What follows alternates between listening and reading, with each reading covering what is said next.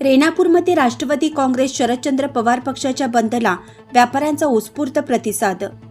निवडणूक आयोगाच्या कार्यपद्धती विरोधात राष्ट्रवादी काँग्रेस शरदचंद्र पवार पक्षाने दिलेल्या बंदच्या हाकेला रेणापूर शहरातील व्यापाऱ्यांकडून अभूतपूर्व आणि उत्स्फूर्त प्रतिसाद मिळाला। सकाळी 10 वाजता सुरू झालेला हा कडकडीत बंद सायंकाळी 4 पर्यंत प्रभावीपणे पाळण्यात आला।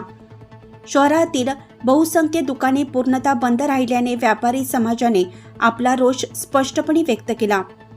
रेणापूर नगरपंचायत निवडणूक अचानकपणे पुढे ढकलण्यामागे निवडणूक आयोग आणि एका विशिष्ट पक्षाचे संगनमत असल्याचा आरोप निवेदक रेणापूर येथील उमेदवारांनी केला आहे। या निषेधार्थ दिनांक 3/12/2025 रोजी रेणापूर बंद पाळण्याचं निवेदन तहसीलदारांना देण्यात आलं असून या निर्णयाला स्थानिक पातळीवर मोठा पाठिंबा मिळत आहे। बंदच्या हाकेत राष्ट्रवादी काँग्रेस शरदचंद्र पवार पक्षाचे तालुका अध्यक्ष बालाजी कदम, नगरपंचायत निवडणुकीतील उमेदवार आणि कार्यकर्त्यांनी मोठ्या संख्येने सहभाग नोंदवत आंदोलनाला जोम दिला। शांततामय आणि लोकशाही मार्गाने झालेल्या या बंद दरम्यान नागरिक, व्यापारी आणि कार्यकर्त्यांची ऐक्यपूर्ण उपस्थिती विशेष तत्वाने जाणवली। या बंदमुळे रेणापूर शहराने निवडणूक आयोगाच्या निर्णयाविरोधात ठाम आणि संघटित असा निषेध नोंदवला असून आगामी निवडणुकीसंदर्भातील घडामोडीवर सर्वांचे लक्ष केंद्रित झालं आहे। रेणापूर नगरपंचायत 2025 निवडणूक आल्यानंतर या निवडणूक आयोगानं ज्यावेळेस निवडणूक प्रक्रिया सुरू झाली त्यापासून 10 तारखेला फॉर्म, 17 तारखेला शेवटचे फॉर्म, 18 तारखेला विड्रॉल होता।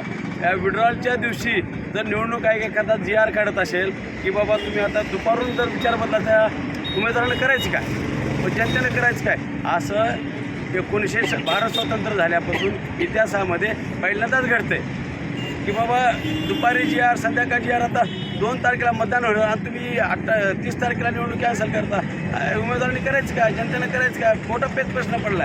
यांना कुठंतरी ह्या इकडं संभ्रम निर्माण करून यांची पुळी बाजून घेण्याचं काम करणार आहे भाजप सरकार। आणि भाजप सरकारने निवडणूक आहे मिलीभगत आहे। या मिलीभगतमध्ये इकडं जनतेची दिशाभूल करायचं, तारखा वाढवायच्या, ही जाऊ द्या, कालची निलंग्याची असू द्या, महाटाला उद्या जर मतदान आज कॅन्सल करतात तर लोकांनी काय करायचं त्याच्यामध्ये।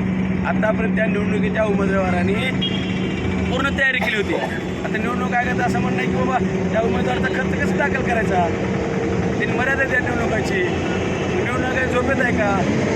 सरकारला निवडणूक आयोग सरकारनं कुठला निर्णय घेत नाही, पण ह्या भाजप सरकारच्या पायाखालची वाळू घसरलेली आहे। त्यामुळे हे 1 तासाला दुपारी 3दा 4दा निर्णय बदलास कोण उमेदवार टिकणार आहे? भारताची लोकशाही पूर्णपणे विस्कळीत झालेली आहे आणि याचा कुठला तर विद्रोह झाल्याशिवाय राहणार नाही। माझं निवडणूक आयोगाला आव्हान आहे, येत्या 2 दिवसात आम्ही निवडणूक आयोगाच्या विरोधामध्ये हायकोर्टामध्ये याचिका दाखल करणार आहे। कारण का की बाबा या उमेदवारी जायचं कुठं आता? कुणाचं कोण बँकेचं कर्ज काढून उमेदवारी भरलं आहे, कुणाचं सोनं उमेदवारी भरलं आहे। आता निवडणूक नेमकं उमेदवारी निर्णय काय घ्यायचा? येणाऱ्या काळामध्ये आम्ही सगळं ताकदीनिशी हायकोर्ट, सुप्रीम कोर्टात, हायकोर्टातून निवडणुकीच्या विरोधामध्ये जाणार आहोत।